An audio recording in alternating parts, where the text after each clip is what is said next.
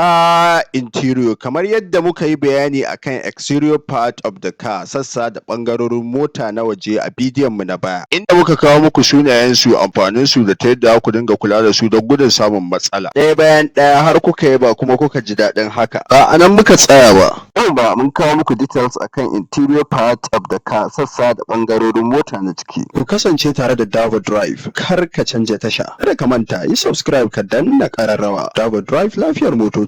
Sau tari mukan je wa makanikanmu da complaints kamar haka. Wannan motar ta cika bani matsala, ban taɓa motar ta wahal da ni kamar ta ba. Tana sa min ciwon kai, tana tafasa jini na, tana sa min pressure, tension da makamantansu. Amma ko ka san abin dariya abin ban haushi, sau tari matsalar daga gare mu take. Baba dan saurara ka ji. A mafiya yawan lokuta mu ne matsalar motocinmu. Don rashin sanin amfani da kuma yadda za mu sarrafa wasu daga cikin sassan motocinmu da yawa. Kai jama'a, ina ma a ce mota tana da baki da ta yi complaints da yawa da kuma mun ji kunya da yawa. Kamar yadda mota take da bangarori da sassa da yawa a wajenta, haka take da su a cikinta, waɗanda suke buƙatar ka san su, ka san kuma amfanin su, ta yadda zaka ba su kulawar da ta dace da su. Panel ɗin da yake a gaba a jikin glass ɗin mota, wanda yake kallon seat ɗin driver kuma ya tattara instrument da switches na sarrafa mota, shine dashboard. A jikin dashboard akwai screen daga bayan steering wanda yake nuna driver gargaɗi da bayanai masu muhimmanci irin su oil pressure warning light, tire pressure warning light, engine temperature warning light, ABS anti-lock braking system warning light, engine warning light, battery alert light, low fuel indicator light da sauran makamantansu. Har ila yau a jikin dashboard akwai air conditioning system wanda yake feso da iskar da take sanyaya cikin mota ta air vents. Su kuma air vents ƙananan ƙofofin da suke jikin dashboard wanda suke feso da iskar da take bada sanyi ko ɗumi a cikin mota. Haka kuma akwai music system da radio don nishaɗi da ɗebewa direba kewa.